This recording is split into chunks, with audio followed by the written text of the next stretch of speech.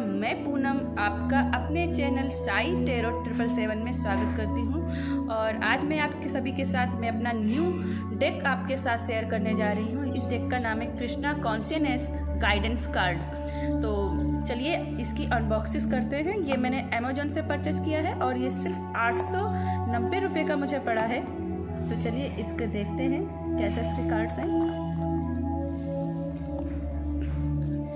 सबसे पहले देखते हैं इसके साथ में एक इसकी गाइडेड बुक भी यहाँ पे मिली हुई है और यहाँ पे सभी कार्ड्स के आप देख सकते हैं अच्छे से डिटेल में मीनिंग दी गई है।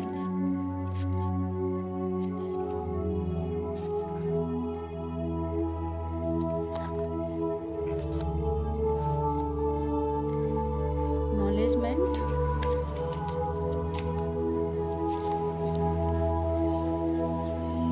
कृष्णा कॉन्शियसनेस अच्युतम द्वयम अत्ता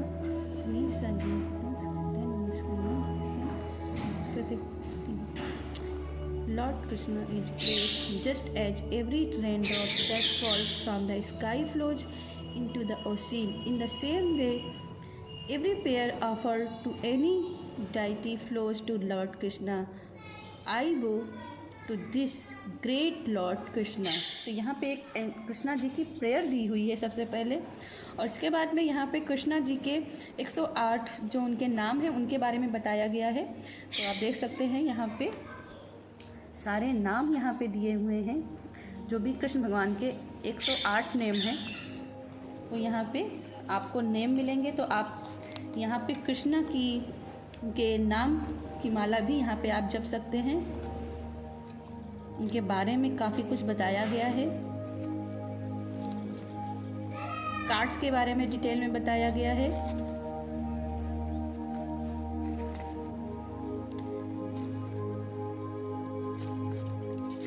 चलिए, तो ये हो गई हमारी गाइडेड बुक और ये कितने सुपर बुक में अच्छे से पैकेज होके आई है। देखिए कितना सुंदर इसका पैकेज है।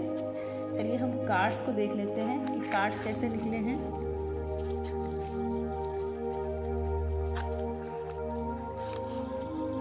तो जैसा कि आप देख सकते हैं कि ये हमारे कार्ड्स हैं। एक मिनट में इसको थोड़ा सा साइड में रख लेती हूँ।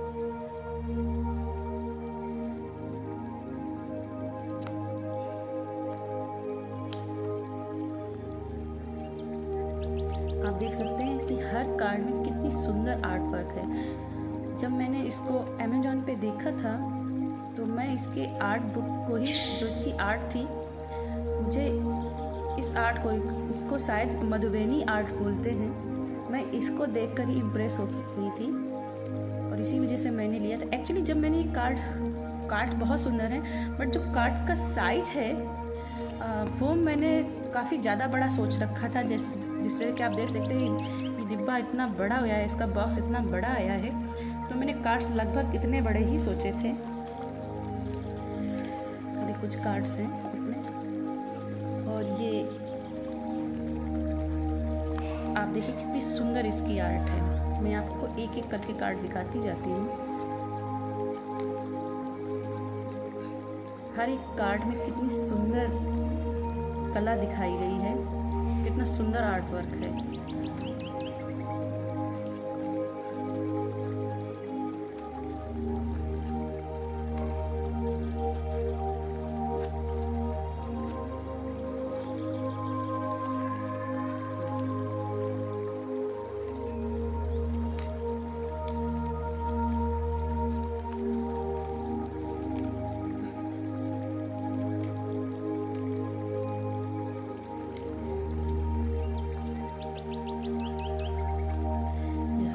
ब्यूटीफुल आर्ट वर्क है।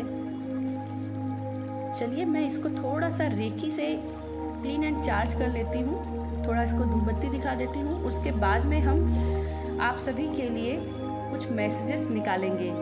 तो मुझे थोड़ा सा, मैं यहाँ पे वीडियो पॉज कर रही हूँ और इस टाइम पीरियड में मैं इस कार्ड की डेक को अच्छे से क्लीन एंड चार्ज कर लेती हूँ और इसके बाद मैं आपके लिए मैसेज निकालती हूँ। और आप मुझे कमेंट में ज़रूर बताइएगा कि आपको ये डेक कैसा लग रहा है। आपको ये डेक सुंदर लग रहा है या नहीं सुंदर लग रहा है। पर्सनली मुझे ये कार्ड बहुत सुंदर लग रहे हैं और जब ये डेक मेरे पास आया था तो मुझे ऐसा फील हुआ स्वयं कृष्ण भगवान मेरे पास आए हैं। आपको कैसी फील आ रही है मुझे कमेंट में ज़रूर बताइएगा। और अभी मैं इसको थोड़ा सा क्लीन चार्ज करने के बाद मैं आपसे दोबारा आके मिलती हूँ और आपके लिए कृष्णा मैसेज निकालती हूँ। तो ये मैंने अपना डेक क्लीन एंड चार्ज कर लिया है और चलिए अब हम कृष्ण भगवान के नाम से कार्ड्स निकालते हैं। आप अपने मन में 1 2 3 इन 3 नंबर में से एक नंबर चुन लीजिएगा और उसी के हिसाब से अपने नंबर के हिसाब से अपने कार्ड्स देखिएगा कि आपके लिए कृष्ण के लिए की तरफ से क्या मैसेज आ रहे हैं। ओम कृष्णाय नमः, ओम कृष्णाय नमः।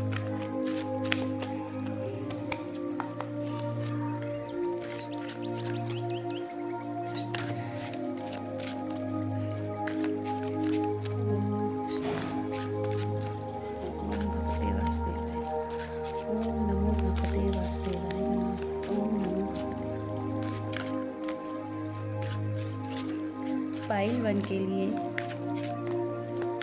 जिन्होंने नंबर 1 चुना है उनके लिए कृष्ण जी की तरफ से क्या मैसेज है।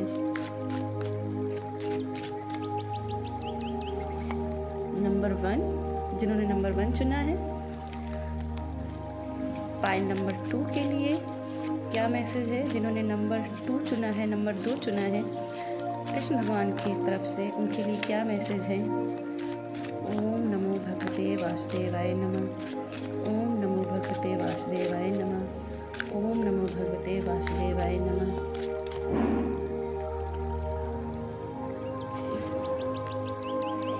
पाइल नंबर 2, पाइल नंबर 3 के लिए जिन्होंने नंबर 3 चुना है, नंबर 3 चुना है, उनके लिए कृष्ण भगवान की तरफ से क्या मैसेज है। पाइल नंबर 3 के लिए कृष्ण भगवान की तरफ से क्या मैसेज है। ओम नमो भगवते वासुदेवाय नमः, ओम नमो भगवते वासुदेवाय नमः, ओम नमो भगवते वासुदेवाय नमः, ओम नमो भगवते वासुदेवाय नमः।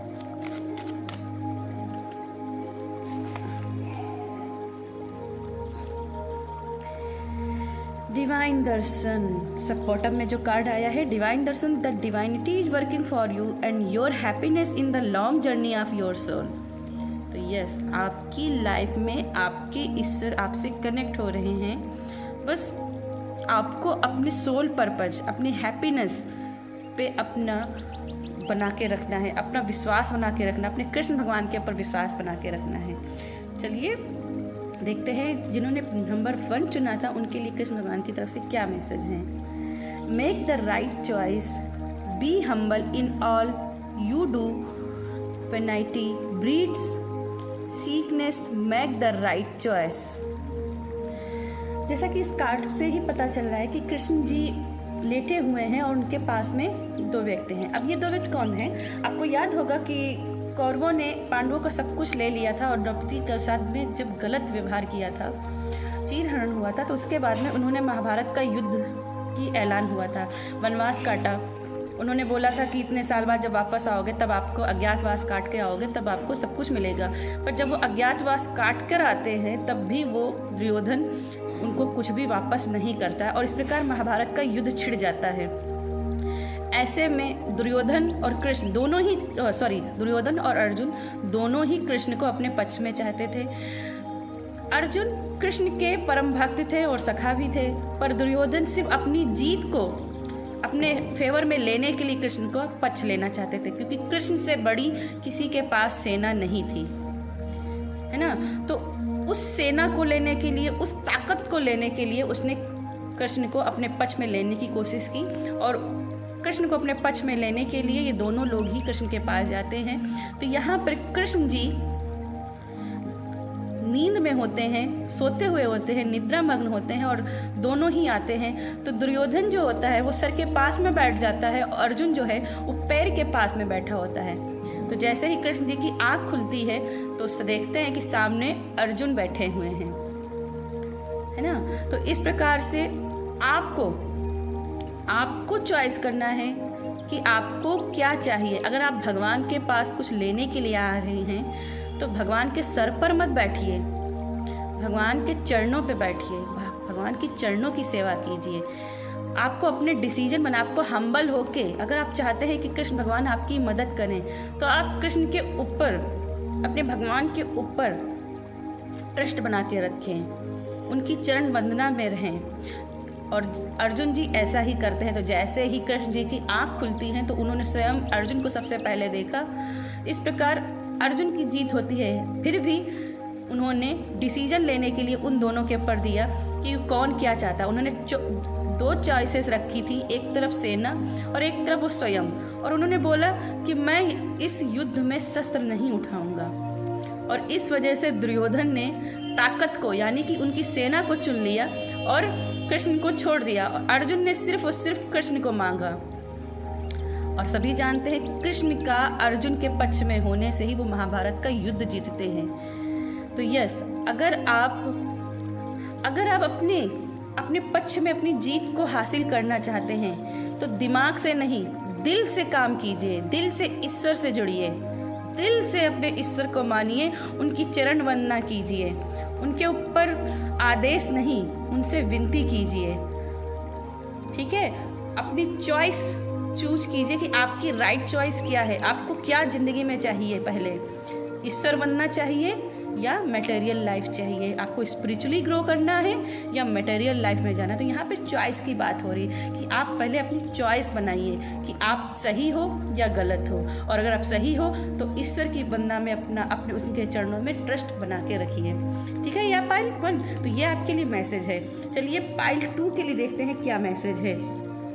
Late go false ego, the taste the divinity, let your false ego go, break the wall of egoism and the self। मुझे कैमरे में कुछ साफ दिख नहीं रहा है। Center dense and the taste the divine, we all are but one creation. तो यहाँ पे लेट गो की ईगो की करने की, यानी कि अपने ईगो को साइड में करने की बात हो रही है। जैसे कि आप सभी जानते हैं, यहाँ पे आप पिक्चर में देख सकते हो, कृष्णा जी है ना, वो गोपियों की मटकी तोड़ रहे हैं। और वो मटकी क्यों तोड़ रहे हैं कि जैसा हम अन्न खाते हैं वैसे ही हमारी सोच हो जाती है, वैसी हमारी नीयत हो जाती है। तो जब गोपिकाएं अपना मक्खन को बनाती थी, उनको लेके जाती थी, तो वो आपस में गॉसिप करती थी। गॉसिप मतलब चुगली करना, एक दूसरे की चुगली करती थी। तो जैसे नीयत से काम किया जाता है, अन्न वैसा ही हो जाता है। तो वो चुगली बतलाती थी, खासकर वो कंस को लेकर के बातें करती थी, तो वो नेगेटिव एनर्जी उस मक्खन में भर जाती थी। और वो मक्खन जो भी खाएगा वैसे ही उसकी नीयत हो जाएगी, वैसी ही सोच हो जाएगी, वैसे ही वो काम करेगा, उसके कर्म हो जाएंगे। तो उन कर्मों से बचाने के लिए, उन नेगेटिव कर्मों से बचाने के लिए कृष्ण भगवान क्या करते थे, गोपिकाओं की मटकियाँ तोड़ दिया करते थे कि वो माखन बह जाएगा और वो नेगेटिव जो है ना, जो नकारात्मकता है, जो उन्होंने गॉसिप की, चुगली की है, वो बह जाएगी, वो किसी के शरीर में नहीं पहुंचेगी। तो कर्मों को शुद्ध करने के लिए वो कार्य करते थे। और इसीलिए यहाँ पे स्ट्रॉन्ग मैसेज पाइल 2 आपके लिए है कि let go of false ego. आपके पास में जो भी झूठा ईगो है उसको लेट गो कर दो, उसको निकाल दो। नहीं तो फिर ईश्वर क्या करते हैं, ईश्वर अपने तरीके से काम करते हैं। अगर आप सीधे तरीके से लाइन में नहीं आते हैं तो ईश्वर क्या होता है ना, उंगली टेढ़ी करते हैं। ठीक है, कृष्ण भगवान उनकी बार बार मटकियाँ तोड़ रहे हैं, बार बार मक्खन उनका फैला रहे हैं, ये दिखाने के लिए कि आप बेफालतू की बहस करती हो। फिर भी वो मान नहीं रहे हैं और वो रोज के रोज, डेली के डेली वो मटकियों को तोड़ते रहते थे, बराबर तोड़ते रहते थे। ठीक है ना। तो यहाँ पे सबसे बड़ा मैसेज है, आप क्या खा रहे हो? क्या आप हर वक्त गॉसिप पे लगे रहते हो? क्या बात कर रहे हो? ठीक है ना, आप किसी के साथ कुछ गलत तो नहीं कर रहे हो। अगर आप किसी के साथ कुछ भी गलत कर रहे हो अपने ईगो में आकर के, तो अभी ठहर जाओ, अभी रुक जाओ। क्योंकि अगर आपने अभी अपने कदमों को ठीक नहीं किया, अगर आपने अभी अपने कर्मों को शुद्ध नहीं किया, तो ईश्वर की लाठी चलेगी। और ईश्वर की लाठी में बोलते हैं कि देर होती है पर आवाज़ नहीं आती है, जब चलती है तो आवाज़ नहीं आती। तो यहाँ पे आपके लिए स्ट्रांग मैसेज है पाइल 2। कुछ भी अगर आपने गलत किया है तो अभी भी संभल जाइए, अभी भी आपके पास समय है। तो चलिए पाइल 2 के लिए ये मैसेज था। चलिए पाइल 3 के लिए देखते हैं क्या मैसेज है। The end everything has to end someday, be prepared, preparation will bring desired results. आप यहाँ पे देख रहे हो कितनी सुंदर आर्ट दी गई है और ये दिखा रहा है कि देखो यहाँ पे आपको स्वयं दिख रहा होगा, यहाँ पे कृष्ण भगवान को दिखाया गया है, यहाँ भी कृष्ण भगवान को दिखाया गया। कृष्ण भगवान यहाँ पे जब आपको कहानी महाभारत की याद होगी, जब सारे कौरव खत्म हो गए थे तो कौरव के खत्म होने के बाद में गांधारी जो थी ना अंदर से बहुत ज़्यादा विचलित थी अपने 100 पुत्रों की हत्या को देख करके। तो इन्होंने इसका कारण कृष्ण को माना। उनका कहना था कि कृष्ण भगवान की अगर चाहते तो उनके बच्चों की बुद्धि को सुधार कर उनको इस इतनी बुरी मृत्यु से बचा सकते थे, और उन्होंने ऐसा नहीं किया। उन्होंने अपने पुत्रों की हत्या का जिम्मेदार कृष्ण भगवान को माना और उन्होंने कृष्ण भगवान को श्राप दिया कि आपका भी इसी तरीके से अंत हो जाएगा, यदु वंश के एक एक व्यक्ति का अंत हो जाएगा और कोई भी नहीं बचेगा। और कृष्ण भगवान माता प्रेम में आकर के उस श्राप को ले लेते हैं और आगे चलकर क्या होता है कि स्वयं कृष्ण भगवान, जिनको कोई भी खत्म नहीं कर सकता था, कोई मार नहीं सकता था, सिर्फ उनका जो कुल था, यदु कुल था, सर्व नष्ट हो गया। स्वयं कृष्ण भी नष्ट हुए, उनका परिवार भी नष्ट हुआ, यदुवंश का एक एक व्यक्ति खत्म हो गया। और इसका कारण ये था कि ईश्वर ने स्वयं ये बात दिखाई थी, जो इस सृष्टि में जन्म लेता है उसका अंत होता ही होता है। अगर आपने कर्मों को ठीक आज नहीं किया तो स्वयं भगवान भी कर्म के काल से, शनि दंड से नहीं बचे थे, है ना। तो आप तो छोटे व्यक्ति हो, आप कैसे बचोगे? जो भी इस दुनिया में आया है वो एक ना एक दिन खत्म होगा, उसका कभी ना कभी अंत होगा। तो यहाँ कृष्ण ने स्वयं को साक्ष्य बना के दिखाया है कि जब इंसान कुछ गलत करता है तो उसके अंत के लिए काल स्वयं आते हैं, और काल किसी भी स्वरूप में आ सकते हैं, दंड किसी के रूप में भी आ सकते हैं। कृष्ण भगवान स्वयं चाहते तो उस श्राप को नहीं लेते, और काल का कोई बस नहीं था कि उनके ऊपर वो अपना दंड चालू कर देते या काल उनका अंत कर देते। पर यहाँ पे उन्होंने उस दंड को स्वीकारा, उस काल के गति को स्वीकारा, और यहाँ पे उन्होंने मैसेज दिया कि जो भी इस जीवन में आया है उसका एक ना एक अंत है। तो यह पाइल 3 ये आपके लिए स्ट्रॉन्ग मैसेज है कि अभी जो आप कर रहे हो, जो आप सोच रहे हो, वही आपकी आगे चलकर नियत बनेगी। आप किस नियत से काम कर रहे हो, ये बहुत बड़ा आपका मैसेज है। जीवन में जो आया है वो ख़त्म होता है। कुछ गलत हो रहा है तो ये समझिए कि ये अंत है, और ये अंत है तो एक नई शुरुआत भी होगी। ठीक है पाइल 3, तो ये मेरे कृष्णा मैसेज हैं।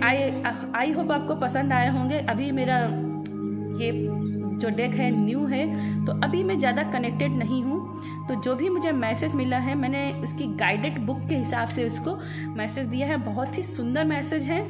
तो यस, अगर आपको ये कार्ड पसंद आए हो तो प्लीज़ कमेंट बताइएगा। मैसेज कैसे लगे आप प्लीज़ मुझे कमेंट में ज़रूर बताइएगा। Bye bye.